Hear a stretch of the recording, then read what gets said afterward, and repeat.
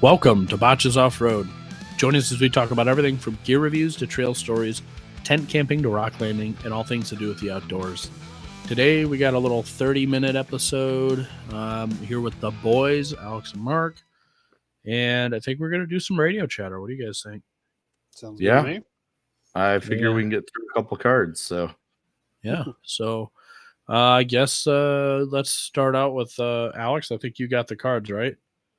Yeah, I'm shuffling them now, and I've got a method so that I'm surprised by whatever I draw. Because so the After the Dark cards, they've got this back. It's a little campfire, and then the standard ones have the vehicle CB radio. Yeah. So I can't even look at the backs to be surprised. So I'm going to shuffle them, and then I'm going to close my eyes and draw the 4 off the bottom. Or just draw 4, and then you guys will pick a number between 1 and 4, and that's how we'll be surprised. Sure. Sounds very complicated. Alex has got his eyes closed right now. Look of concentration. He looks like Kratos' like nerdy cousin from Manton. All right, I got 4 cards. Pick a number between 1 and 4. You got to agree on it, though. 2. Let's do 2. All right. So card number 2. What piece of gear has worked better than expected? My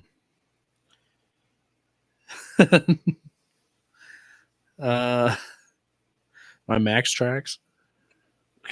They only work as a platform for chat. And they work every time. No, that's kind of a hard one because what piece of gear has worked better than expected? I don't have a lot of trust in air compressors nowadays, and my was it the Thor's Lightning air compressor has been kicking ass lately and taking names, and it's been airing up everybody's tires. And having no issues whatsoever. So that would probably be mine. That having that Anderson connector on the front of my truck so I don't have to pop my hood every second, just plugging that thing in and going has been really nice. So I would probably say the Thor's Lightning air compressor for me. Mark, what's yours? Trying to think. Well, I got mine ready to go. Yeah, Our $100 Walmart tents. Oh, yeah. Yep, that's fair. That's a good good one. Big. They're quick. I mean, for a large ground tent, they're what, like 14 by 10 or something like that? Sounds about right. For a tent that large, it takes us under 5 minutes to set one up. Like, that's great for $100. Mm-hmm. Ooh, okay. What about you, Mark? What do you think? Trying to think, because that was a good one. I totally forgot about that. What else could I think of? Can't say compressor because mine is complete crap now. Yeah, it spit out one screw and ran it through a piston. So I stole Gavin's old compressor and rebuilt it. And then the other side did the exact same thing. Mm-hmm. Have you tested out your deflators yet? I have not yet. Damn. Because I don't have a compressor to refill it, so I haven't bothered with that yet. How about your lighting? Anything you got that dual beam lighting or whatever? I guess it'll be the dual beam lighting. That came out pretty good. I'm quite glad it was not. I'm glad the price was perfect for it because it was like 140 something. Like some of those can go up to like 500 depending what brand you went through.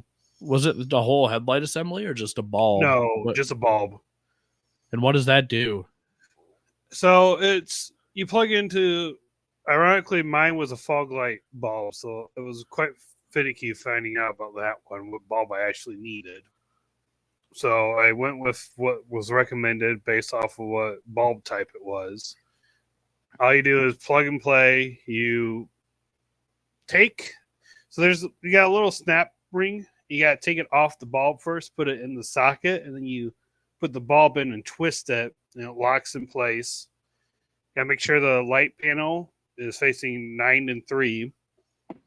Get locked in, and then it's just a matter of toggling all the way on and then toggling back at least once. Actually, you don't have to toggle all the way back like it says to do.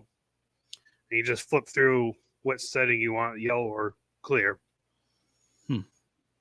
Yeah, that's pretty nice to be able to run daylight yellows or daylight clear or daylight whites or whatever. It's pretty cool. So let me ask this then. Alex, reread that card if you have it still up. Do you have it? Yeah, I do. What piece of gear has worked better than expected? Okay, so let me just be a negative Nancy and prompt that. What piece of gear worked way worse than expected for us? And I think I'm going to start with this one too.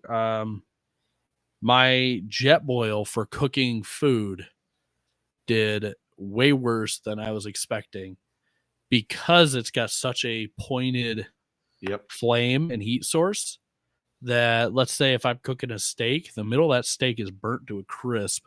The outside of it is not so good. So now, I would hold up. Don't be inventing cards. That's already a card that we'll read at another point.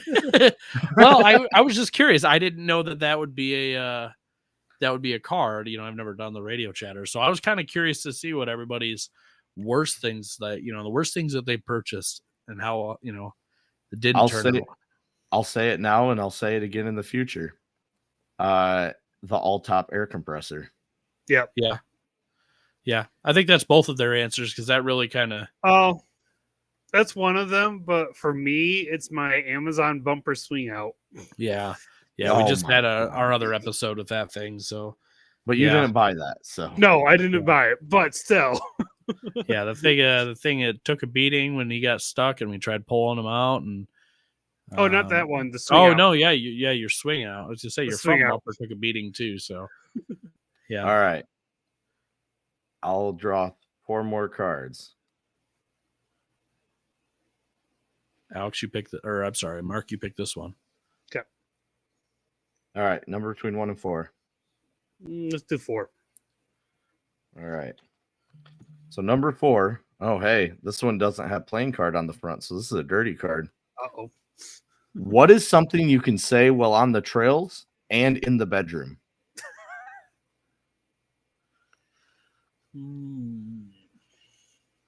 Hey, you see that dirt road over there? I'm going on it. Or I'm going down it. That wasn't so hard, was it? No. It didn't look as rough as I thought it was going to be. Yeah, that was rougher than I thought it was to be. Maybe we don't try that position ever again. I don't really like going off camber. Yeah. That looked a little deeper than I thought it was going to be. Yeah, right. That wasn't as deep as I expected. Yeah. Wow, that was quick.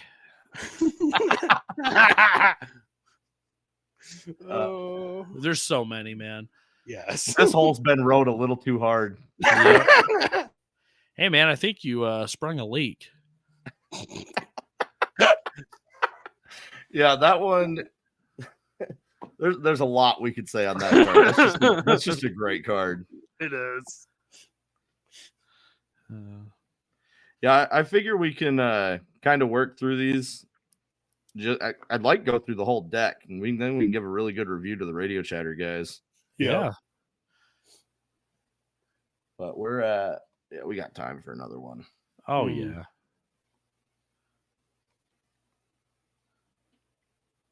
I'm trying to draw them from different parts of the deck.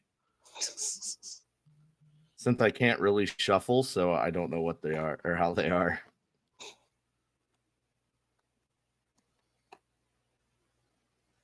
All right, I got 4. Pick 1 through 4. 1. What is the longest road trip you have ever taken?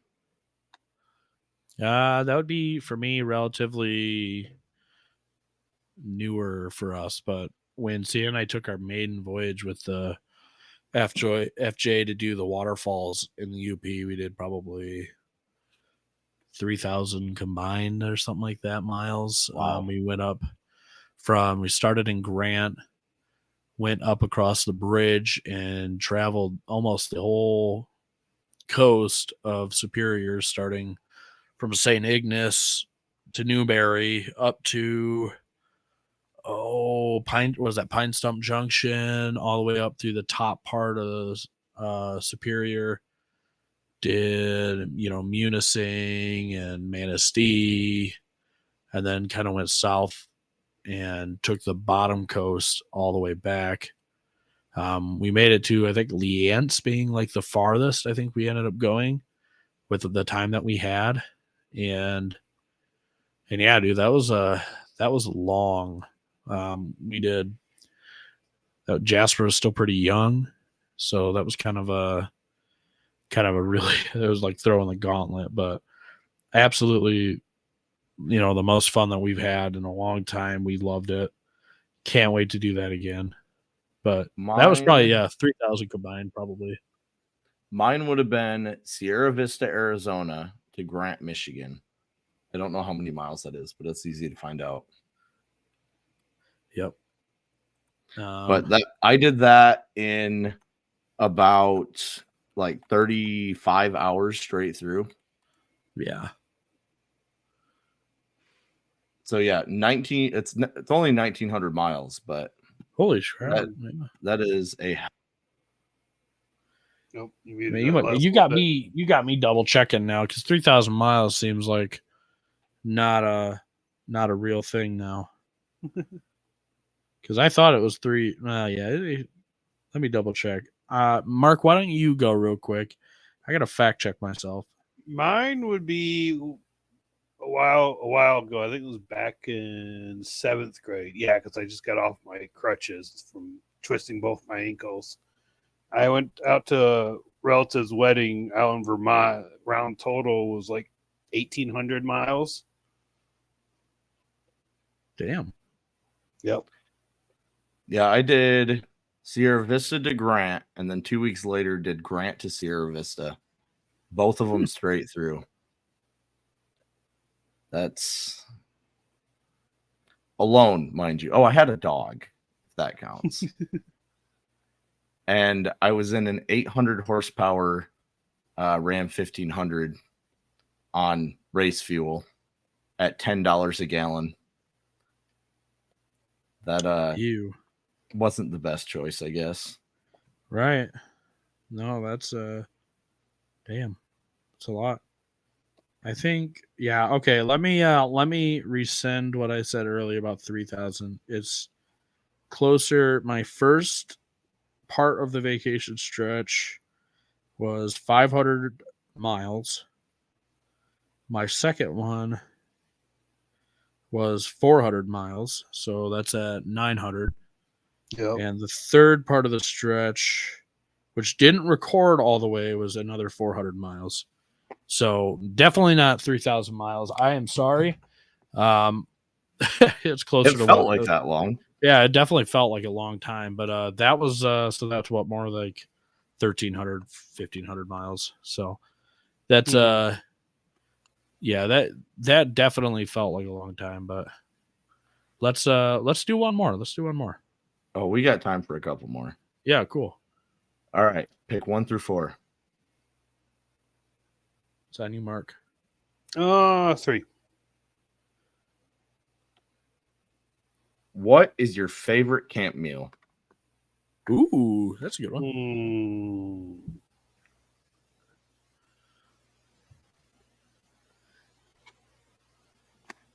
I really like those tacos.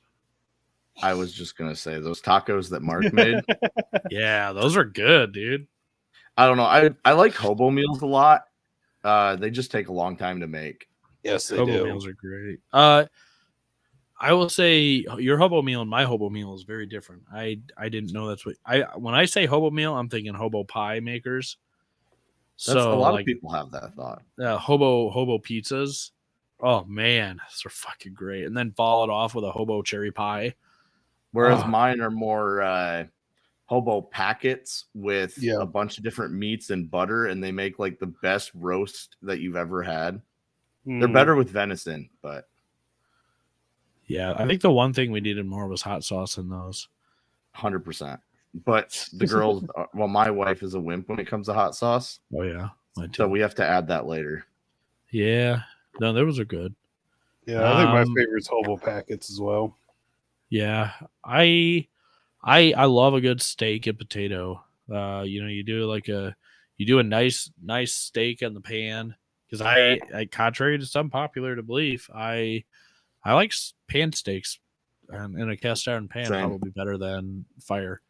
But I like pan seared steaks, and then I might throw them on a grill to get grill lines, and that's it. Yeah, but I'll do steaks, and then I'll make some like fried mushrooms and onions and the juices that I cook the steak in the pan. And then we'll follow it off with the like for mashed me, my potatoes. perfect, that. But my perfect one is a steak. Then you have the fried vegetables like that, the mushroom onion, a couple slices of feta cheese, and a fried egg, still runny.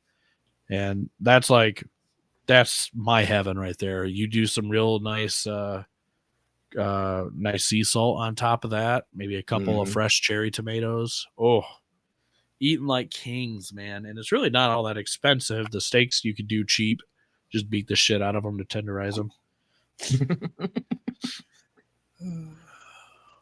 All right, 1 through 4. 2.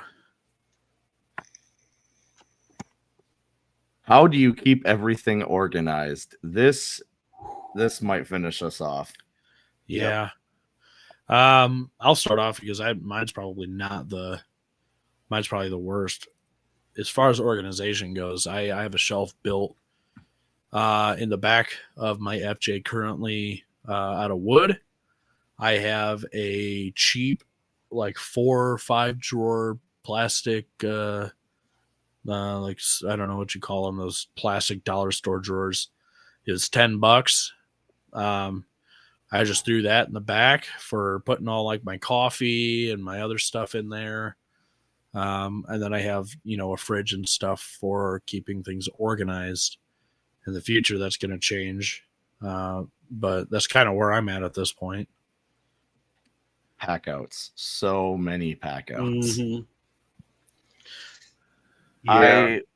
I will say my packout cooler, it's the most expensive cooler I've ever bought, but it's by far the best cooler I've ever bought.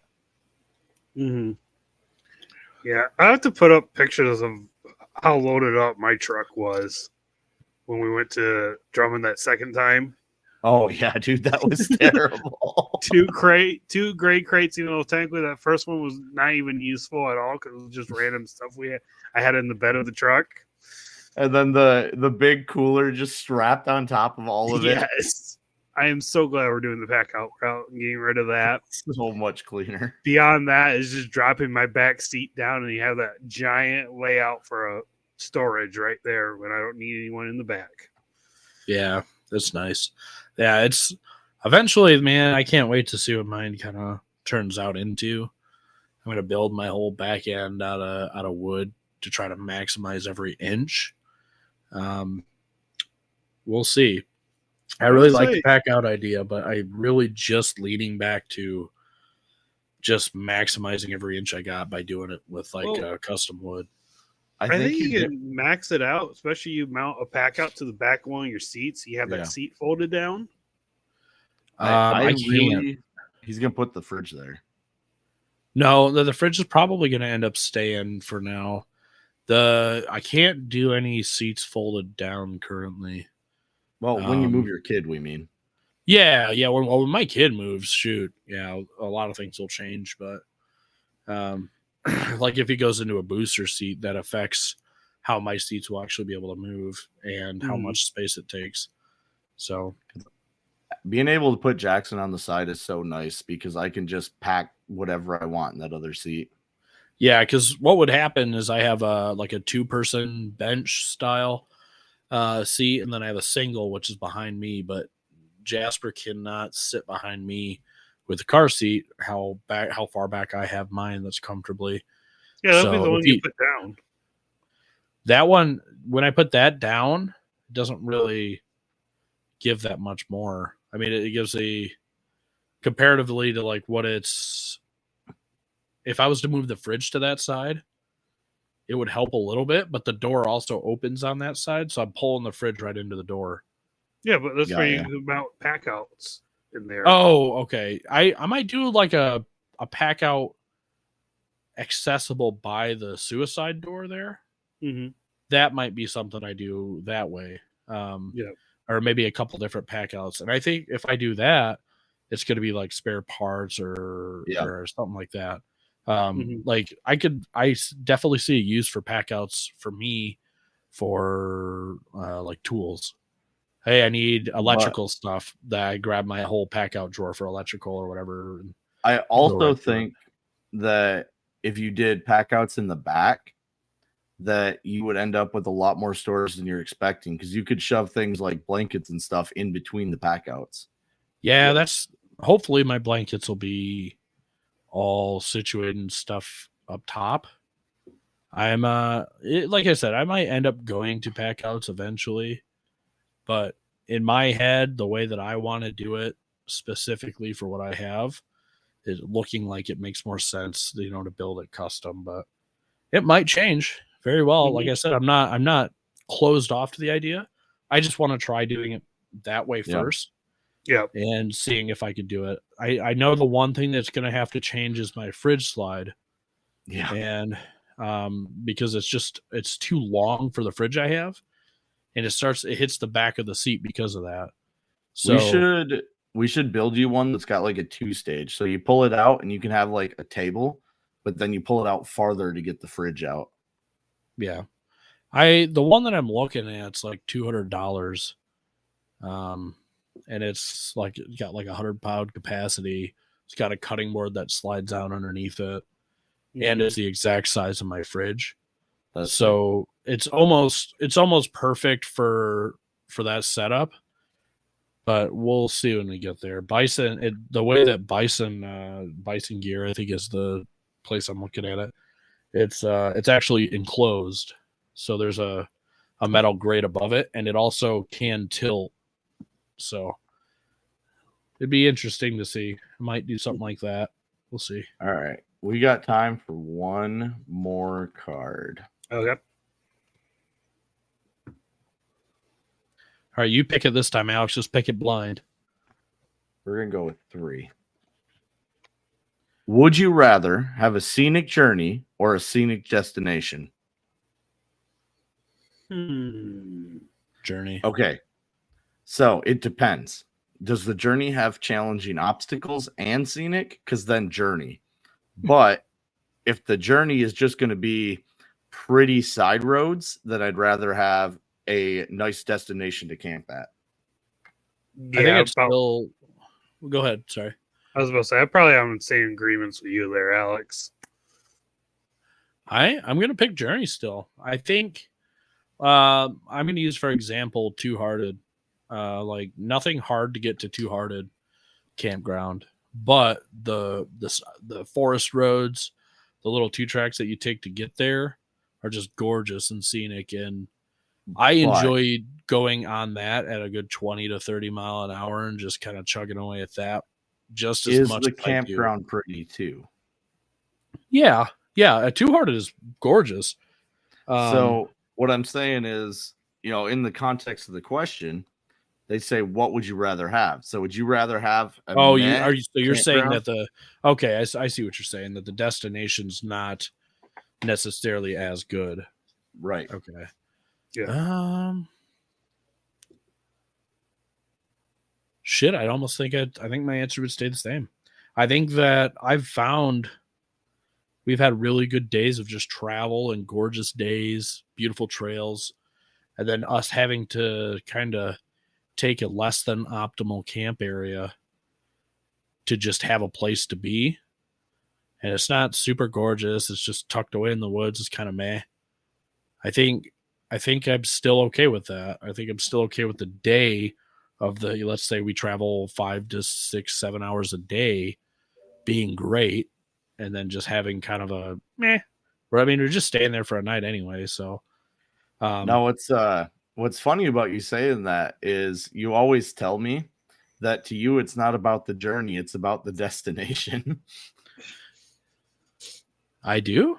Yes, you have in the past. You say that pretty. That's why you don't care about hard trails, because you just care about getting somewhere pretty. No, well, that's kind of an in between. I don't care about hard trails because the trails aren't what I'm looking at as far as difficulty. Like the difficulty thing isn't what gets me going. It's the scenic stuff on the way, like the cliff sides and stuff that we were seeing going up to or passing the bridge and stuff. Seeing that stuff and the journey to that is, I love that. It's the crazy off camber, the stuff that makes you sweat a little bit, that could ruin your rig and destroy your weekend or your week.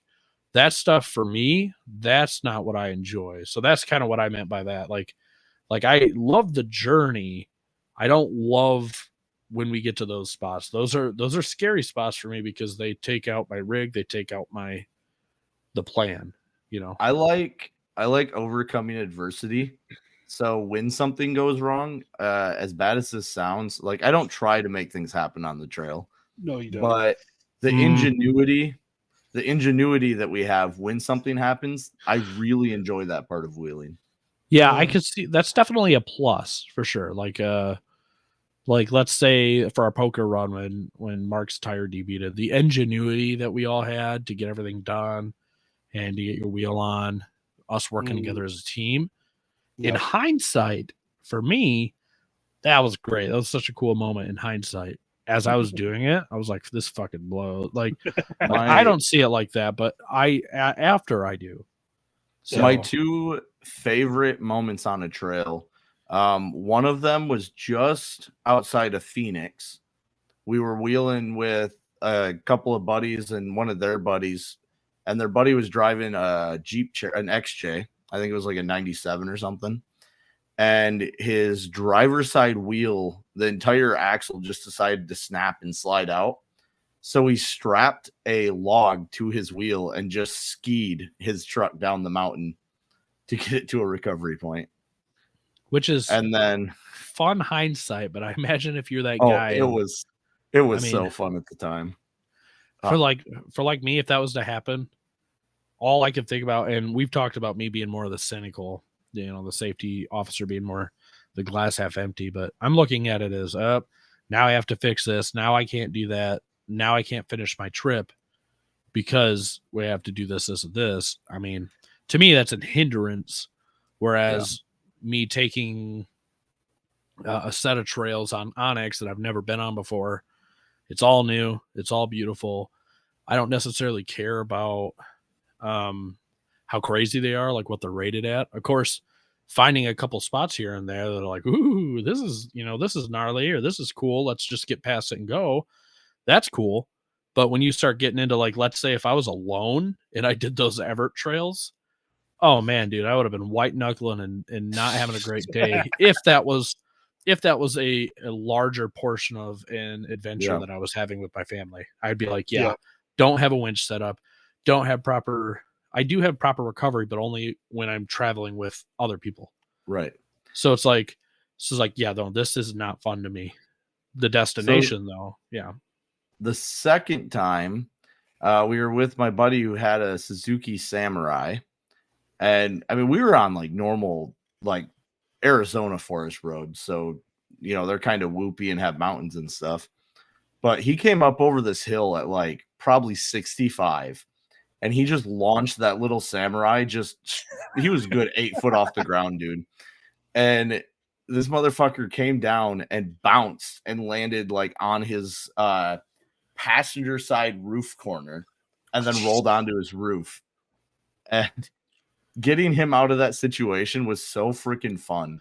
And then once we had it rolled back over onto its wheels, we checked the oil. Oil was fine. So we started it up and drove it back to post. You know what? I can identify with this feeling that you kind of feel, but for me, that happens in shitty weather. So like, I always tell people I'm like a drama queen when it comes to like shitty weather. Like when they're like, dude, there's gonna be like 12 inches of snow, everything's closed, like people are boxed in their houses, can't get out, there's powers outage. That's when I'm like, yeah, this. I'm having a bond, like figuring that out, the ingenuity, helping other people out. That's like my fun. But like when it directly will either impact me or the family as far as like the trip keeping going. Yeah. No. I'm good on that. But yeah, man, that was fun. These radio chatter. I've never done this before. This was pretty fun. Yeah, like I said, I'd like to work our way through the deck. I figured that gives us lots of 30-minute episodes, and I think they're fun. It answers a lot of questions. So any listeners that really need it, it'll be there for them to get to. So yeah. So on that, man, we appreciate you guys for listening on this little 30-minute of radio chatter, and we'll see you next time. Later.